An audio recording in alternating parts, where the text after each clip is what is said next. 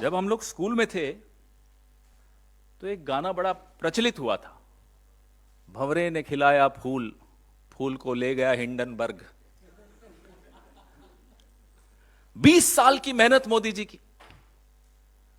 जब मुख्यमंत्री थे तब की मेहनत, जब प्रधानमंत्री बने तब की मेहनत। इतनी मेहनत करके मोदी जी ने एक गुब्बारा फुलाया, फुस, हवा निकल गई। सारे नियम कायदे कानून ताक पर रख के एक आदमी को मोदी जी ने पाल पोस कर बड़ा किया। आज क्या हुआ? ये मोदी जी और अडानी जी के बीच का मामला होता तो हमारे को क्या आपत्ति थी? हम भी चुप रहते, आप भी चुप रहते। अब तो आप भी नहीं चुप रह सकते, हम भी नहीं चुप रह सकते, क्योंकि ये मामला अब एक एक भारतवासी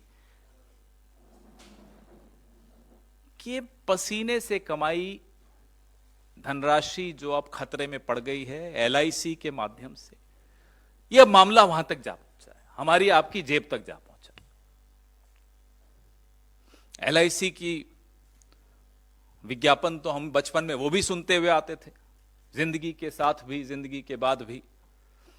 अब उसका भी टैगलाइन बदलनी पड़ेगी। जिंदगी के साथ थी, अब अडानी जी के साथ है। यह एलआईसी की हालत।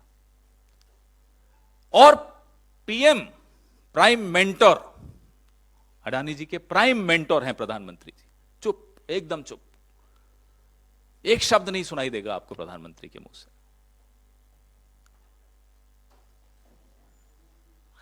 करोड़ों, 40 करोड़ से के लगभग निवेशक जिन्होंने अपनी जमा पूंजी एलआईसी में लगाई है, उनके भविष्य का सवाल है। और एलआईसी में जो अडानी एंटरप्राइजेज हैं, 1% से बढ़ाकर एलआईसी ने 4.23% अपना निवेश कर दिया उसमें। किसके इशारे पे किया? क्यों किया?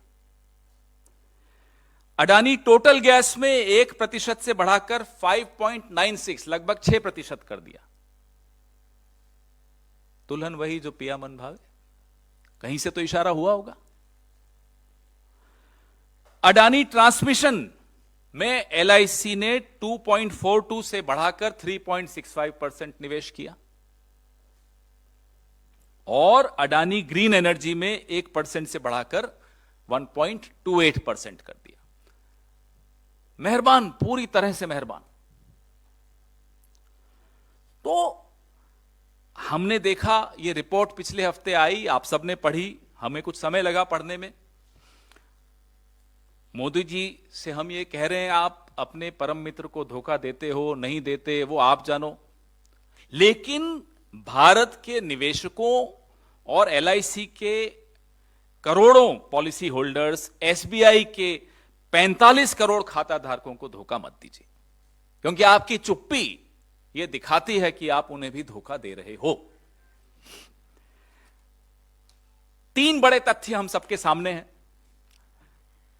ये जो अमेरिका की हिंडनबर्ग रिसर्च रिपोर्ट आई, सबसे बड़ा कॉर्पोरेट फ्रॉड का उन्होंने इल्जाम लगाया अडानी जी पर, जिसमें 42 गुना ओवर वैल्यू करके शेयर उन्होंने अपने पेश किए।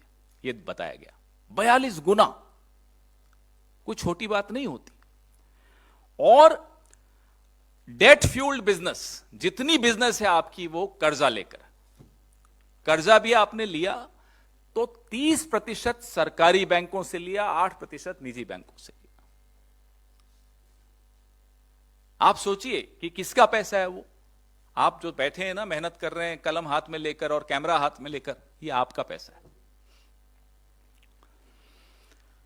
और अडानी परिवार के सदस्यों ने जो कथित तौर पे मॉरिशस, यूएई और कैरिबियन आइलैंड्स में जो उनकी बेनामी टैक्स हेवन में जो शेल कंपनीज हैं, बेनामी कंपनीज हैं, एक पूरा मायाजाल है जिसके बारे में हमने उस हिंडनबर्ग रिपोर्ट में पढ़ा। मैंने आपको एलआईसी, एसबीआई के विषय में बताया, मैंने आपको हिंडनबर्ग रिपोर्ट की जो जिस्ट है, जो सारांश है वो बताया। एसबीआई, मैंने आपको यह भी बताया कि 30% सरकारी बैंकों से उन्होंने लोन लिया।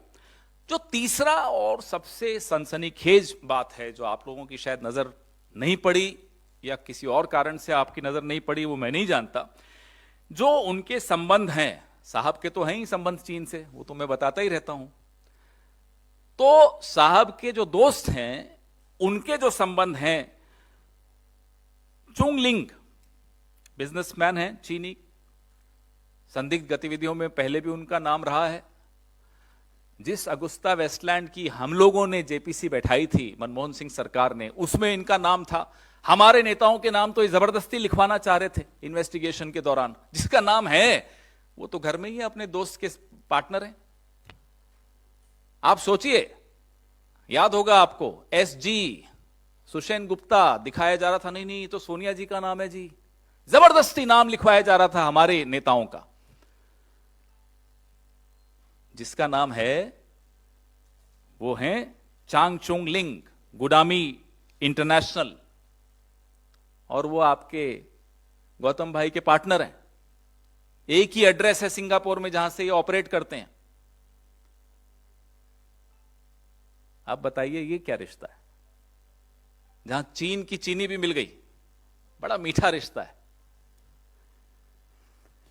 अब आज सिटी ग्रुप ने अडानी सिक्योरिटीज को मार्जिन ऋणों के लिए अब वो स्वीकार करना उन बॉन्ड्स को बंद कर दिया। कल क्रेडिट स्विस ने बंद कर दिया था। सेबी चुप है, सेबी नहीं बोल रहा। यह भी हैरानी की बात है। प्रधानमंत्री चुप है, समझ में आता है, हो सकता है मातम में हो प्रधानमंत्री, इसलिए चुप हो, हम मान सकते हैं। घर में गमी हो जाती है तो इंसान ज्यादा नहीं बोलता। सेबी क्यों चुप है? सुना आरबीआई बहुत कम, धीरे धीरे आवाज में कुछ बोलना शुरू किया है आरबीआई ने, लेकिन सेबी एकदम मुंह पे टेप लगा हुआ है, बंद। कारण तो हम इन करोड़ों निवेशकों, खाता धारकों, पॉलिसी धारकों की आवाज बनकर आपके सामने आए हैं। हमारा यह फर्ज है कि उनको हम आवाज दें। वो आज चिंता में है और चिंता उनकी जायज है। हम 3 मांगे कर रहे हैं कि सुप्रीम कोर्ट के मुख्य न्यायाधीश की देखरेख में एक निष्पक्ष जांच हो, जिसकी रिपोर्ट दिन प्रतिदिन, एवरी डे, डेली रिपोर्ट साझा किया जाए, सार्वजनिक की जाए। हमारी दूसरी मांग है कि हिंडनबर्ग रिसर्च रिपोर्ट की विस्तार से जांच हो और एक संयुक्त संसदीय समिति जेपीसी का गठन हो। Our first demand is an inquiry under the Chief Justice of India. The report should be made public every day. Our second demand is a JPC to look into the findings of the Hindenburg research report. हमारी तीसरी मांग है LIC और SBI और अन्य राष्ट्रीय बैंकों में जो अडानी जी का जोखिम भरा निवेश है अडानी जी की कंपनियों में, उस पर संसद में गहन रूप से चर्चा की जाए और निवेशकों को सुरक्षित करने के लिए उचित कदम उठाए जाएं। There should be a comprehensive discussion in the parliament on the exposure of our government banks, our nationalized banks, of LIC. There should be a comprehensive discussion in the parliament on this. And ways should be found out to protect the interests of the investors in these, in LIC and in our nationalized banks. Our leader, हमारे नेता राहुल गांधी लगातार, आज से नहीं, पिछले 9 साल से जब भी वो मुखातिब हुए हैं प्रेस को या देश को अन्य प्लेटफॉर्म्स पर, लगातार सूट बूट की सरकार, मित्र काल, हम दो हमारे, तो ये बोलते चले आए हैं।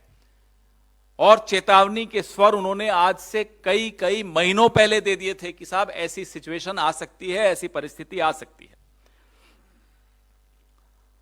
लगातार वो यह भी कहते आए हैं कि हम कॉरपोरेट जगत के खिलाफ नहीं हैं, हम मोनोपोलीज के खिलाफ हैं, हम क्रोनी कैपिटलिज्म के खिलाफ हैं। और जो चुनिंदा अरबपतियों को आप नियम बदल बदल कर लाभ पहुंचाते हो, हम उसके खिलाफ हैं। हम फिर से दोहरा रहे हैं राहुल गांधी जी की वो चेतावनियां, इस सरकार को फिर से याद करने की कोशिश कर रहे हैं कि याद रखिए, हमारे नेता ने यह बात भी, जैसे कि कोविड के विषय में पहले ही बता दिया था, तमाम ऐसी बीमारियों के विषय में वो पहले ही बता देते हैं, चेतावनी दे देते हैं। आपके सवाल, और you want me to read it in English very briefly? हाँ, डिमांड्स तो इंग्लिश में बोल दी मैंने। ठीक है, योर क्वेश्चंस प्लीज। जेपीसी की मांग सदन में हो रही है, क्या सुप्रीम कोर्ट का दरवाजा इस मामले में खटखटाने पर आप लोग विचार कर रहे हैं, या जो ईडी जैसी जांच एजेंसी है उसको एक लिखित देखिए जैनेंद्र जी, मैं आज यही विनीत जी को बता रहा था कि काश अडानी जी कांग्रेस में होते, ये सवाल ही नहीं उठता, ईडी होती अभी उनके घर में। अब है नहीं कांग्रेस में अडानी जी, तो मैं क्या करूं?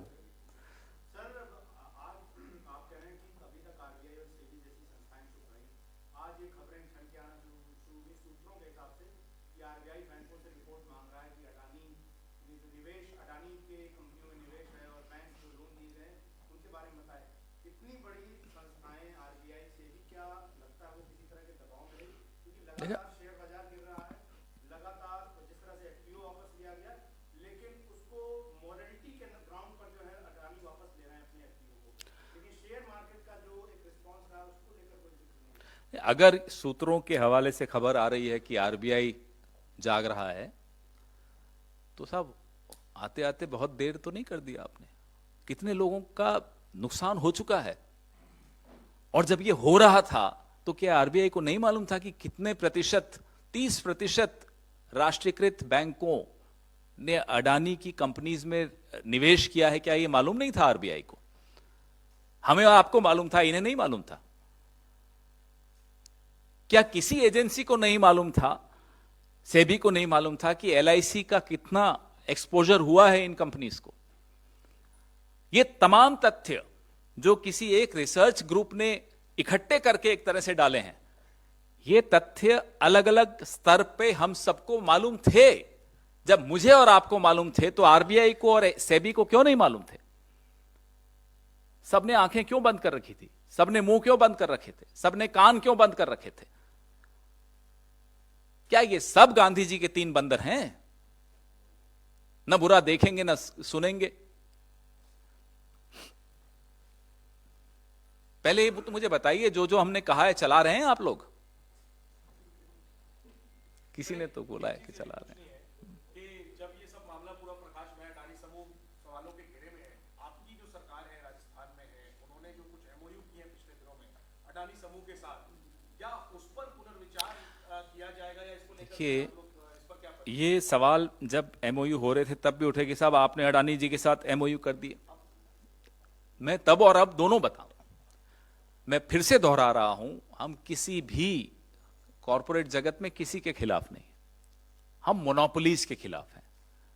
और रही बात अब क्या होगा, तो अब परिस्थिति को अच्छी तरह से सब देख रहे हैं, हमारी सरकारें सजग हैं, हमारे आंख भी खुले रहते हैं, कान भी खुले रहते हैं, और सही वक्त पे मुंह भी खोलते हैं, बोलते भी हैं।